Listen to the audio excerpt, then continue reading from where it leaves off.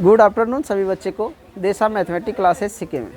तो आज हम लोग देखने वाले हैं पृष्ठीय क्षेत्रफल और आयतन। इस चैप्टर को अध्याय 13 है और क्लास 10th, जिसमें कि हम बेसिक शुरू कर रहे हैं और बेसिक से ही हम चैप्टर वाइज करवाएंगे। जैसे ही बेसिक ख़त्म हुआ तो हम चैप्टर शुरू कर देंगे। तो सबसे पहले हम बेसिक करवा देते हैं। बेसिक में जो है कुछ क्वेश्चन भी बनवाएंगे जो सभी बच्चे को बहुत ही आसान तरीक़ा से बताऊंगा और सभी को समझ में आ जाएगा। तो आप लोग चैनल पे लास्ट तक बने रहिए। जब तक शुरू से लास्ट तक नहीं देखिएगा तब तक कुछ समझ में नहीं आएगा। ये नहीं कि थोड़ा सा देखा भगाया इधर उधर करके छोड़ दिया या अच्छा से नहीं बता रहा तो कुछ समझ में नहीं आएगा। हम बता रहे हैं कि नहीं बता रहे, इसके लिए आप लोग को पूरा वीडियो एक बार देखना पड़ेगा। उसके बाद हमें कमेंट बॉक्स में बताइए अपनी राय कि हमारा जो वीडियो देख रहे हैं आप लोग को कैसे लग रहा है। अच्छा लग रहा है तो लाइक कीजिए, शेयर कीजिए, नहीं लग रहा है तो वहीं पे छोड़ दीजिए। ठीक है, तो चलिए मैं शुरू कर रहा हूँ। तो हम लोग बताने वाले थे, ये जो हमारा लिखा हुआ देख रहे बोर्ड पे, ये था 9th क्लास का, जो कि अब ये नहीं चालू होगा, यानी कि इस क्लास के बाद ये चालू होगा। तो आप लोग 9th का भी मैथ का क्लास ले सकते हैं इस ऐप वीडियो के माध्यम से। उसमें भी देखिएगा कि वही दिया हुआ है सवाल सब। तो आप लोग बने रहिए और यहाँ पे समझिए क्या दिया हुआ है। कि चैप्टर का नाम है पृष्ठीय क्षेत्रफल और आयतन। पृष्ठीय क्षेत्रफल और आयतन अध्याय 13। इसमें भी अध्याय 13 है।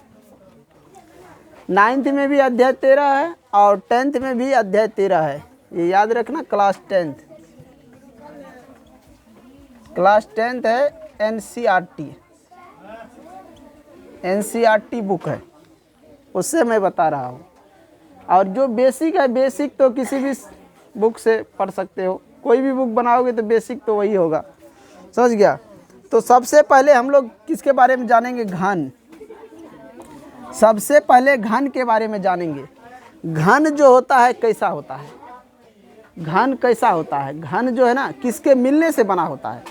कौन कौन मिलता है तो घन बनता है। और घन कैसा होता है? समझ गया। घन जो है ना वर्गाकार होता है। और किसके मिलने से? तो वर्ग के मिलने से। तो दो गो वर्ग को मिला दो। देखो तुम लोग वर्ग के बारे में जानते होंगे। ये हमारा वर्ग है, दो गो वर्ग मिला दो, एक वर्ग ये हो गया। इन दोनों का अगर हम मिला देते हैं तो हमारा एक घन तैयार होता है। क्या होता है? घन तैयार। तो यही है घन। जैसे लूडो का गोटी देखा होगा तुम लोग, जो लूडो खेलते हैं, उन्हीं का गोटी की तरह ये जो है ना, जो मतलब ये डब्बा में दे के ऐसे करते हैं, वही ये है। गोटी तो अलग होता, चिपटा, लेकिन वो जो ऐसे करते हैं डब्बा में देके, वही है जिसको हम लोग पासा बोलते हैं। क्या बोलते हैं? पासा। तो वही देखिए, उसी प्रकार का ये घन होता है। अब घन में पूछ देगा कि घन कैसा होता है, तो लिख देना घन जो है कैसा होता है? वर्गाकार। दूसरी बात, घन किसके मिलने से बना होता है? जल्दी बताओ, किसके मिलने से बना होता है? अभी तुरंत बताए। घन जो होता है ना, किसके मिलने से बना होता है? वर्ग के मिलने से। तो हम इसका उत्तर लिख सकते हैं वर्ग के मिलने से। वर्ग के मिलने से। अगर मान के चलो पूछेगा कि घन में जो है शीर्ष कितने हैं, तो शीर्ष समझता है। शीर्ष ये है 1 2 3 4 5 6 7 8। घन में शीर्ष की संख्या, घन में शीर्ष की संख्या ये अगर पूछे तो कितने हैं? 8 हैं। गिनती कर लो। घन में शीर्ष की संख्या 8। अब पूछे घन में कोणों की संख्या। कोण समझता है? कोणों की संख्या। कोण मतलब किनारा हुआ। कोण मतलब किनारा। तो वो देखेगा तो 1 2 3 4 5 6 7 8 9 10 11 12। कोणों की संख्या कितने हैं? 12। अगर पूछे घन में सतह की संख्या, घन में देखो सतह कितने हैं। घन में सतहों की संख्या, जो बोलो जल्दी, कितने सतह है घन में? हाँ, 6 सतह है। गिन लो सतह। देखो मान के चलो कि हम दिखा रहे हैं जैसे मान के चलो ये है, अगर इसको काट दे हम तो उसी प्रकार दिखेगा। तो एक इधर से हो जाएगा, एक इधर से, एक इधर से, एक इधर से, और जो है दो, यानी कि इसमें देख के बता सकते हो। ऊपर से एक सतह है ना, एक इस साइड से है, एक इस साइड से है, एक इस साइड से है, कितने हो गए? एक नीचे से है, एक उस साइड से है, दिख रहा है ना। एक ऊपर से दिख रहा है, एक इधर से दिख रहा है, और एक इधर से, एक उस साइड से, और एक नीचे से, एक पीछे से। तो 6 गो हो गया। तो कोरों की संख्या तो 12 हो गया। सतह, घन में सतह की संख्या कितने हो गए? 6। सतह 6 होते हैं। तो यहाँ तक सभी को समझ में आ गया। अब कुछ घन के फार्मूले, घन के कुछ फार्मूले, सूत्र लिख दो। घन के कुछ सूत्र को देखेंगे तो सभी बच्चे ये समझ गया ना, घन किससे मिलकर बना होता है, घन का आकार कैसा होता है। पूछ देगा घन का आकार कैसा, तो वर्गाकार किसके मिलने से बना होता है? वर्ग के मिलने से। घन में शीर्ष की संख्या 8, कोरों की संख्या 12, घन में सतह की संख्या 6, ये याद रखना। अब इनके कुछ सूत्र को लेते हैं, फिर आगे बढ़ते हैं। चलो, तो अब कुछ सूत्र को देखो। तो सबसे पहले हम देखते हैं घन के विकर्ण। घन के विकर्ण, घन का विकर्ण जो निकालेंगे उसका सूत्र। दूसरी है घन का क्षेत्रफल, क्षेत्रफल निकालने के लिए सूत्र। तीसरा आ जाता है घन का आयतन। ये 3 चीज़ याद रखना है तुम लोग को, और कुछ नहीं। इसमें घन में ये 3 चीज़ याद रखेगा, इसी से सारा कुछ बन जाएगा। तो घन का विकर्ण होता है a√3। ए हो गया तुमको भुजा, और गुना में √3। और घन का क्षेत्रफल देखो, एक वर्ग का जब क्षेत्रफल हम लोग निकालते हैं तो क्या निकालते हैं? भुजा गुना भुजा निकाल देंगे ना, यानी भुजा स्क्वायर। तो इसमें 6 सतह है, इसलिए 6 गुना भुजा स्क्वायर। तो घन का क्षेत्रफल निकल गया। अब घन का आयतन यानी कि भुजा क्यूब, यहाँ पे लिख देना। ए को भुजा माना, खाने वाला भुजा मत मान लेना तुम लोग, समझ गया? ये भुजा इसको बोल रहे हैं, नहीं तो गांव में भुजा भी होता है खाने वाला, वो सब मत मान लेना। तो ये 3 चीज़ याद रखना, घन के विकर्ण, घन का क्षेत्रफल और घन के आयतन, समझ गया? ऐसी 3 चीज़ से तुम्हारा सारे फार्मूले तैयार हो जाएंगे घन के बारे में, जितने भी फार्मूले होंगे, और उससे जितना भी रिलेटेड कोई भी सवाल होगा वो सब बन जाएगा। अब उसी के बाद हम लोग देखते हैं घनाभ। घनाभ के बारे में सबसे पहले जान लो। घनाभ किसके मिलने से बना होता है, जल्दी बताओ। घनाभ का आकार कैसा होता है? घनाभ किसके मिलने से बना होता है और आकार कैसा होता है? तो घनाभ को जब तुम लोग देखेगा ना, तो अच्छा ये बताओ, ये कौन सा चित्र है? जल्दी कोई बता सकता है तो बताओ, किसका चित्र है? किसका है? आयत का है। तो घन जो होता है ना, आयत के मिलने से बना होता है। घन किसके मिलने से? आयत के मिलने से। और घन का आकार कैसा होता है? तो आयताकार, ये याद रखना। ये हमारा हो गया घन।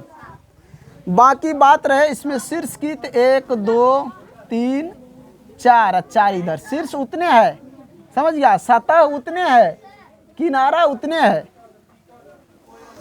जितना इसमें किनारा है, सतह है, उतने इसमें भी है, समझ में आया? लेकिन शीर्ष भी उतने हैं। आकार और मिलना, जिससे मिलकर बनता है, वो 2 चीज़ अलग है। आकार होता है आयताकार, और आयत के मिलने से बनता है। घन बनता है वर्ग के मिलने से, आकार होता है वर्गाकार, ये याद रखना। बाकी इसमें भी वही लिख सकता है, क्या कि सतह की संख्या पूछे 6, कोण या किनारा की संख्या पूछे तो 12, शीर्ष की संख्या पूछे तो 8। ये भी इसमें भी उतना ही रहता है, जितना घन में रहता है उतना घनाभ में भी रहता है, समझ गया? तो इसीलिए हम इसके बारे में नहीं लिखा रहे हैं। इसका लिख लेना तुम लोग। घनाभ का आकार आयताकार होता है। उसके बाद घनाभ किसके मिलने से बनता है? तो लिख देना आयत के मिलने से बनता है। अगला पॉइंट में घनाभ में कोरों की संख्या 12, घनाभ में सतहों की संख्या 6, घनाभ में शीर्षों की संख्या 8, ये सब कुछ सेम रहता है। अब हम लोग क्या करते हैं, घनाभ के कुछ महत्वपूर्ण सूत्र को देखते हैं। घनाभ के कुछ सूत्र को देख लेते हैं, समझ में आया? चलो आ जाओ यहाँ पे देखो, घनाभ की लंबाई जो होता है ना उसको L से सूचित करते हैं, और ये हो गया चौड़ाई, यानी लंबाई L, चौड़ाई, चौड़ाई देखो किसको हम चौड़ाई बोलते हैं, B, ये हो गया चौड़ाई, ऊंचाई, ऊंचाई ये हो गया H, समझ गया। तो जब भी हम घनाभ के विकर्ण निकालेंगे तो घन का विकर्ण तो एक ही होता, लेकिन घनाभ का विकर्ण जो होगा रूट के अंदर होगा L square B square plus H square, ये हो गया घनाभ का विकर्ण। ये फार्मूला याद रखना, L स्क्वायर लंबाई का स्क्वायर, चौड़ाई का स्क्वायर, ऊंचाई का स्क्वायर। घनाभ का जब विकर्ण निकालेगा और घनाभ का जब क्षेत्रफल निकालेगा तो देखो यहाँ पे ध्यान दो, जैसे हम लोग जानते हैं कि आयत का क्षेत्रफल क्या होता है, 2 गुना लंबाई चौड़ाई होता है कि नहीं। तो वही इसी तरह यहाँ से हम ये देखो, यहाँ भी L और यहाँ B है ना, आई ऊपर में भी LB है, इधर से देखेगा LB, इधर देखेगा तो BH है, इधर भी देखेगा तो BH है कि नहीं। और बीच में क्या है, यानी कि ये तो ऊपर वाला सतह है, नीचे वाला हो गया, इस साइड वाला ये हो गया, इस साइड वाला हो गया, समझिए। अब एक और सतह है, जैसे ये हो गया तुम्हारा, यहाँ पे फार्मूला ले लो, इसका हो जाएगा LB प्लस में BH प्लस में HL, यानी कि इधर से एक तरफ से देखेगा तो ये 2 बार हो जाएगा HL, 2 बार हो जाएगा HL, समझ गया। यहाँ पे 2 बार HL हो जाएगा, यहाँ पे देखो ये एक, यानी कि कह सकते हैं 2LB प्लस यहाँ BH प्लस 2BH प्लस यहाँ 2 बार हो जाएगा HL प्लस एक ऊपर एक नीचे HL, यानी कि ये दोनों लिख सकते हैं ऐसे 2HL। अब दोनों सब में से 2 कॉमन आ जाएगा तो ये आ जाएगा ना इसके बराबर, जैसे यहाँ पे लिखे हैं, समझ गया। तो ये हो जाएगा, ये जैसे आयत की लंबाई चौड़ाई हम लोग निकालते हैं उसी फार्मूला पर ये बैठेगा, ये फार्मूला तैयार हुआ है। इसकी घनाभ का आयतन जो निकालेगा तो लंबाई गुना चौड़ाई गुना ऊंचाई, यानी हम कह सकते हैं कि L गुना B गुना H, ये आयतन हो जाएगा। घनाभ का आयतन फार्मूला L गुना B गुना H, लंबाई गुना चौड़ाई गुना ऊंचाई। घनाभ का क्षेत्रफल 2 into LB plus BH plus HL, और इसका जो है घनाभ के विकर्ण हो जाएगा रूट के अंदर L square plus B square plus H square. और ये L क्या है, B क्या है, H क्या है, यहाँ पे हम हिंदी में लिख दिए हैं लंबाई चौड़ाई ऊंचाई। अब हम लोग क्या करते हैं, घन और घनाभ से कुछ सवाल को लेते हैं, पहले घन से ले लेते हैं, उसके बाद हम घनाभ से ले लेंगे, क्योंकि घन का फार्मूला बता दिए, इसके बारे में बता दिए, फिर हम घनाभ के बारे में बता दिए, घनाभ का फार्मूला बता दिए। अब इन दोनों से कुछ सवाल लेते हैं और इसको थोड़ा स्पीड में बनाते हैं, क्योंकि सवाल बहुत ही बेसिक का है, छोटा छोटा है, जो कि नीचे क्लास का 10वां से नीचे जो 7वां 8वां 9वां में होगा वो सब भी बना लेगा। ऐसे ऐसे सवाल हम लेंगे, तो कोई भी बच्चा घबराने की ज़रूरत नहीं है, क्योंकि उनका बहुत ही हल्का सवाल लिया जाएगा, जो आसान, जो कि उनके समझ में आए और बन जाए, ऐसा सवाल लिया जाएगा। चलो ये आप देखो, ये हम 2 सवाल ले लिए हैं, समझ गया। लिखा है 6 सेंटीमीटर भुजा वाले घन का विकर्ण क्षेत्रफल और आयतन ज्ञात करें। तो सबसे पहले हम क्या करते हैं, घन का विकर्ण, यहाँ पे लिखेंगे घन का विकर्ण, यहाँ पे लिख देना दिया है भुजाएं, या भुजा लिख देना दिया है 6 सेंटीमीटर। तो घन का विकर्ण क्या होता है, A√3, और फिर लिखेंगे हम घन का क्षेत्रफल क्या होता है 6 गुना भुजा स्क्वायर, और फिर क्या होता है घन का आयतन AQ। अब देखो यहाँ पे A हम भुजा को माने थे, तो भुजा कितना है 6 सेंटीमीटर, तो 6 गुना √3, ये हो जाएगा 6√3। अब यहाँ पे आ जाए तो 6 गुना भुजा A माने थे तो 6 दिया है, 6 का स्क्वायर, ये हो जाएगा 6 गुना 6 गुना 6 216, इतने आ रहा है, गुना करके देखो तुम लोग। और यहाँ पे लिख देना क्षेत्रफल है ना, तो सेंटीमीटर स्क्वायर, समझ गया। ये देखो आयतन है, आयतन में भी यानी कि लिखेंगे ए है भुजा, तो A को 3 बार लिखेंगे तो 3A होगा, तो 3 बार 6 लिखो, ये भी आ जाएगा उतने 216 सेंटीमीटर। यहाँ पे Q कर देना, क्योंकि यहाँ पे Q है तो यहाँ Q, यहाँ स्क्वायर है तो यहाँ स्क्वायर। ये क्षेत्रफल स्क्वायर होता है और आयतन जो होता है क्यूब में होता है, ये याद रखना। अब नीचे वाला सवाल यहाँ पे देखो, एक घन का विकर्ण दिया है 8√3 सेंटीमीटर, तो इसका क्षेत्रफल क्या होगा? विकर्ण दिया हुआ क्षेत्रफल। तो देखो विकर्ण से क्षेत्रफल निकालने के लिए डायरेक्ट कोई ऐसा फार्मूला नहीं है जो हम वहाँ पे निकाल दे, समझिए। इसके लिए तुम्हें भुजा मालूम करना पड़ेगा, भुजा निकल गया तो क्षेत्रफल निकल गया। तो देखो हम लोग जानते हैं, लिखेंगे हम जानते हैं कि घन का विकर्ण बराबर क्या होता है? a√3 होता है कि नहीं? तो घन का विकर्ण कितना दिया है? 8√3 बराबर a√3। √3 कट गया, a बराबर 8 आ गया, यानी a बराबर जब 8 आ गया तो भुजा मालूम हो गया। तो घन का फिर क्या कह रहा है कि इसका क्षेत्रफल ज्ञात करें। तो घन का क्षेत्रफल बराबर फार्मूला होता है 6 गुना भुजा स्क्वायर। तो यहाँ पे हो जाएगा 6 गुना, भुजा को 2 बार लिखो, 6 गुना 6, तो वो आ जाएगा 216 सेंटीमीटर स्क्वायर।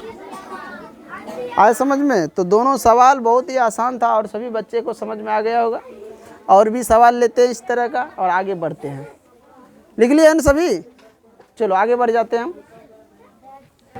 चलो थोड़ी सी लाइट कट गया है लेकिन फ्रेश फिर भी दिख रहा है, तुम लोग को ध्यान से देखना। कह रहा है 125 सेंटीमीटर क्यूब आयतन वाले घन का क्षेत्रफल बताइए। समझ गया? एक घन दिया है जिसका आयतन दिया है 125 सेंटीमीटर क्यूब, तो इसका क्षेत्रफल बताना। तो तुम लोग ये याद रखना कि आयतन दिया हो और क्षेत्रफल निकालने के लिए तो ऐसा कोई फार्मूला हमने नहीं बताया है, ना ही ऐसा फार्मूला कोई होता है। डायरेक्ट जो आयतन से क्षेत्रफल निकल जाए ऐसा कोई फार्मूला नहीं होता है। तुम लोग को ना उसको निकालना पड़ता है। तो भुजा अगर मालूम कर लेगा तो आयतन भी निकल जाता है और सब कुछ भुजा से निकल जाता है। तो यहाँ हम क्या करते हैं, भुजा पहले निकाल लेते हैं और क्षेत्रफल निकाल लेंगे। तो देखो हम लिखेंगे, यहाँ पे हम लिखेंगे हम जानते हैं कि रे कौन हल्ला कर रहा है बगल में इतना? घन का आयतन बराबर क्या होता है? a√3 होता है कि नहीं? अब तुम लोग जानते हो कि इसके बराबर दिया है ये 125 सेंटीमीटर क्यूब बराबर a√3। अगर मान के चलो इसको हम ऐसे भी तो लिख सकता हूँ ना, 5 पे नहीं, सॉरी बच्चे, ये तो हम क्या दे दिए, विकर्ण दे दिए। घन का आयतन बराबर होता है a3, इसके लिए सॉरी, समझ गया? तो अब हम मान के चलो a3 यहाँ पे हो गया।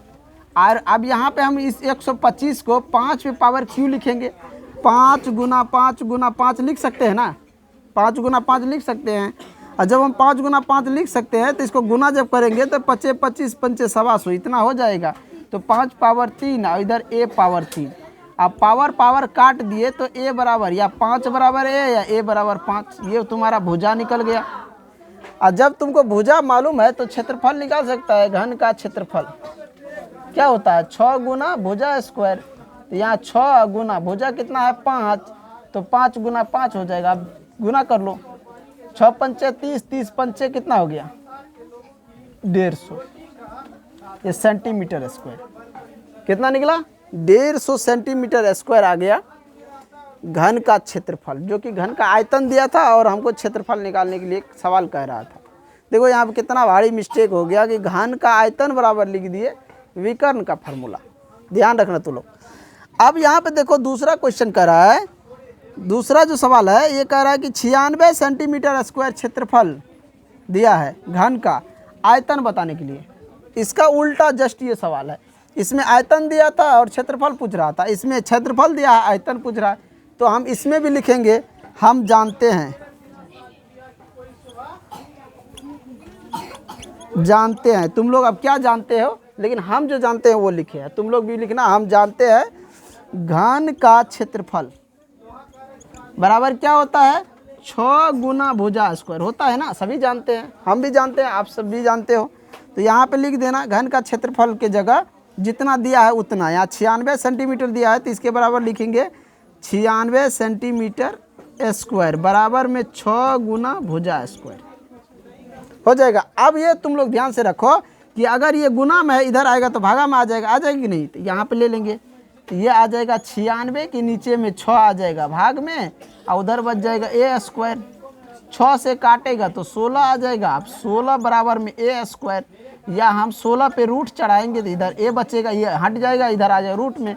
अब रूट के बाहर निकालेंगे तो ये आ जाएगा 4, इधर हो जाएगा ए, यानी कि ए बराबर कह सकते हैं हम 4। ए बराबर कितना आया 4। तो भुजा जब हमारा 4 निकल गया तो हम लिख सकते हैं ना घन का आयतन, घन का आयतन, आयतन बराबर क्या होता है ए क्यू। तो अब यहाँ के ए है 4, तो यहाँ 4 का क्यू हो गया, 4 का क्यू होता है 64, निकल गया 4 का क्यू, यानी 4 को 3 बार गुना करेगा 64 हो जाएगा। आगे समझ में सभी बच्चे को दोनों सवाल, बहुत ही आसान सवाल सब ले रहे हैं, समझ गया। तो आगे बढ़ जाते हैं, अगले सवाल लेते हैं फिर, समझ गया। ऐसे ऐसे इतने सवाल लेंगे कि जो कि तुम लोग को फार्मूला भी याद हो जाए और सवाल भी बनना शुरू हो जाए, ऐसे ऐसे सवाल हम लेंगे। चलो आगे तुम्हारा क्वेश्चन देखो, लिखा हुआ है कि 8 सेंटीमीटर भुजा वाले घन को काटकर 2 सेंटीमीटर भुजा वाले कितने घन बनाए जा सकते हैं। यानी कि एक घन ऐसा है जिसका भुजा 8 सेंटीमीटर है और हमें एक घन ऐसा बनाना है जो जिसका भुजा 2 सेंटीमीटर हो। तो ऐसे घन जो है हम कितने बना सकते हैं, ये 8 सेंटीमीटर भुजा वाले घन से। तो इसके लिए क्या करना पड़ता है, आयतन निकालना पड़ता है, आयतन से छोटे वाले आयतन से बड़े वाले के आयतन में भाग देना पड़ता है और घन की संख्या निकल जाता है। समझ में आया। तो यहाँ पर हम लिखेंगे, देखो डायरेक्ट बना लो इसको, यहाँ पे लिख देना दिया है बड़े घन का भुजा, बड़े घन का भुजा 8 सेंटीमीटर और छोटे घन का भुजा बराबर 2 सेंटीमीटर। तो हमको घन कितना घन बनेगा ये कह रहा है, तो घन की संख्या बराबर लिखेंगे बड़े घन का आयतन बट्टा में छोटे घन का आयतन,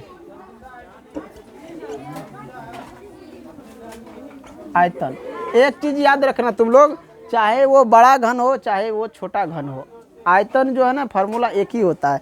बड़े घन का आयतन भी लिखेंगे तो ए क्यू हुआ, छोटे घन का भी वही होगा, लेकिन यहाँ बड़ा के लिए हम बड़ा ए ले लेंगे, छोटा के लिए छोटा ए। अब देखो यहाँ पे लिखा है 8 का क्यू, यहाँ पे हो जाएगा 8 का क्यू, तो यहाँ 8 गुना 8 लिख देंगे। और नीचे में देखो यहाँ 2 सेंटीमीटर है तो इसके लिए 2 का क्यू, तो 2 गुना 2। अब यहाँ से इसको काटेंगे 4, यहाँ से इसको काटेंगे फिर 4, इसको काटेंगे 4, यानी कितना आया 4 चौका 16 चौका 64, यानी 64 घन बन सकते हैं। कितने घन बन सकते हैं, 64 घन बन सकते हैं।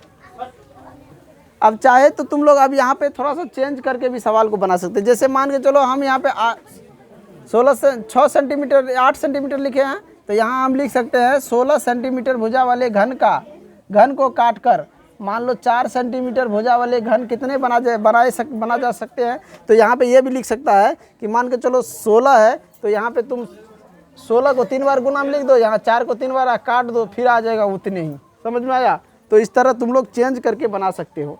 अब चले नीचे वाला क्वेश्चन को देखो, 6 सेंटीमीटर 8 सेंटीमीटर एवं 10 सेंटीमीटर भुजा वाले घनाभ का विकर्ण क्षेत्रफल एवं आयतन ज्ञात करें। तो यहाँ से हमारा जो सवाल शुरू होता है, यहाँ तो घन का हो गया, यहाँ से नीचे से हमारा घनाभ शुरू होता है। अब हम चलते हैं घनाभ की तरफ और उससे सवाल ये आया है, तो घनाभ में देख लेंगे। तो यहाँ पे लिखेंगे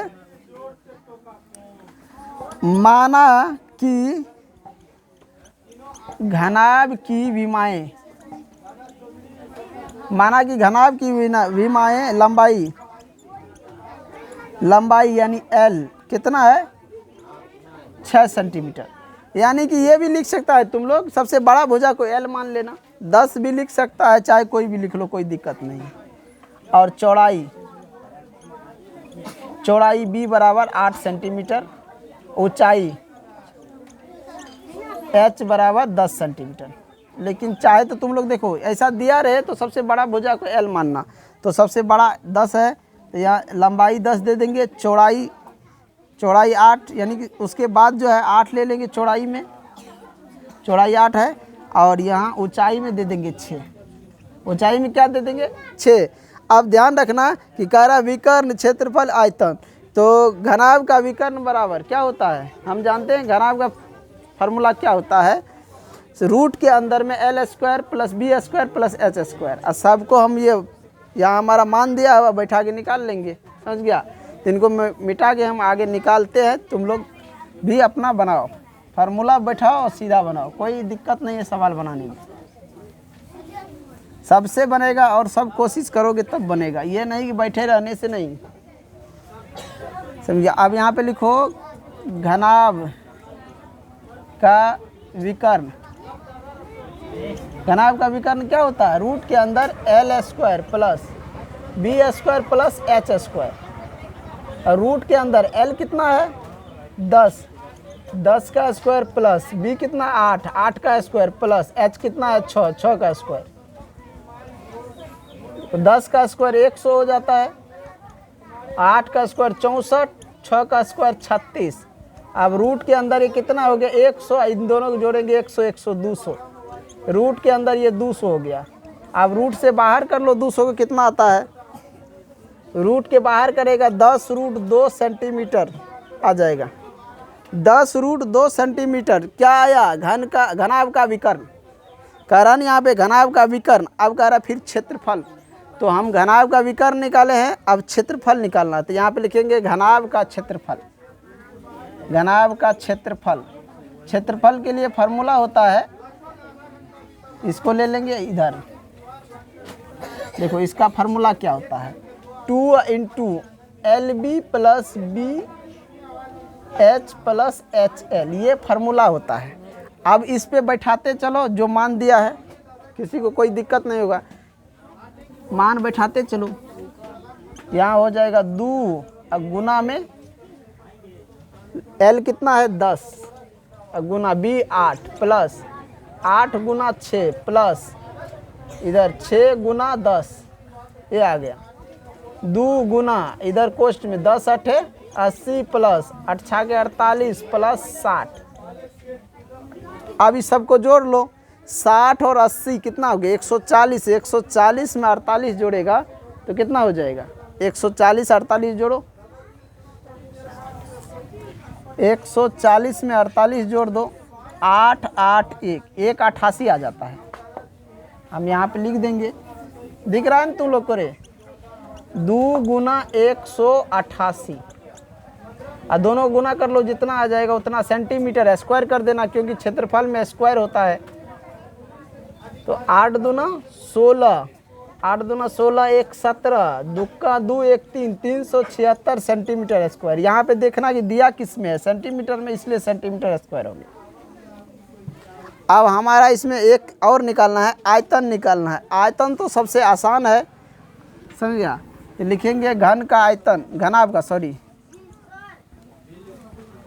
घनाभ का आयतन। फार्मूला क्या होता है एल गुना बी गुना एच। एल है 10, बी है 8 और एच है 6, गुना कर लो 10 8 80 गुना 6, ये 480, 480 सेंटीमीटर क्यूब। आयतन में क्यू लगता है और सेंटीमीटर दिया तो इसलिए सेंटीमीटर क्यू हो गया। किसी को कोई सवाल में दिक्कत? यहाँ सवाल है और यहाँ पे बनाया गया है। आगे बढ़ जाए, मिटा गया, सबको समझ में आ गया ना? चलो आगे बढ़ जाते हैं। चलो ये सवाल है, 720 सेंटीमीटर क्यू आयतन वाले घनाभ की लंबाई 6 सेंटीमीटर, चौड़ाई 12 सेंटीमीटर हो तो इसकी ऊंचाई ज्ञात करें। यानी कि आयतन दिया है, लंबाई दिया है, चौड़ाई, ऊंचाई कह रहा निकालने के लिए। तो इसको बनाएंगे हल, इस तरह के सवाल को हल करते हैं। दिया गया है, क्या दिया गया है? घनाभ की आयतन बराबर कितना है 720 सेंटीमीटर क्यूब, और लंबाई को हम लोग एल लिखते हैं 6 सेंटीमीटर, चौड़ाई को बी लिखते हैं जो कि दिया है 12 सेंटीमीटर, और ऊंचाई को हम लोग एच लिखते हैं जो कह रहा है ज्ञात करने के लिए, तो व्हाट लिख देंगे। अब यहाँ पे लिखेंगे हम जानते हैं। अब हम क्या जानते हैं? तो लिखेंगे घनाभ की आयतन, आयतन बराबर क्या होता है? घनाभ की आयतन बराबर ए क्यू, सॉरी बच्चे, घनाभ का आयतन होता है एल गुना बी गुना एच, ये होता है, समझ में आया? ये होता है। अब यहाँ पे आयतन तो दिया हुआ है ना, घनाभ का आयतन दिया हुआ है ना, और वही कह रहा है हमें घनाभे का आयतन दिया है और इसका ऊंचाई ज्ञात करना है। तो यहाँ पे दिया है 720 सेंटीमीटर क्यूब बराबर L कितना है, L यहाँ पे दिया है 6 गुना B कितना है 12, H कितना है मालूम नहीं, ये निकालना है तो मालूम नहीं है। अब काट दो, 6 से काटेंगे तो यह बार 6 के 72, यानी 6 से काटा तो कितना है 120, 6 से काटा तो 120 आ गया। अभी 12 से काटेंगे तो कितना होगा 10, यानी कि यहाँ पे आ गया कट के 10 बराबर H, यानी ऊंचाई जो निकला H हो गया ऊंचाई, और H कितना निकला 10 सेंटीमीटर।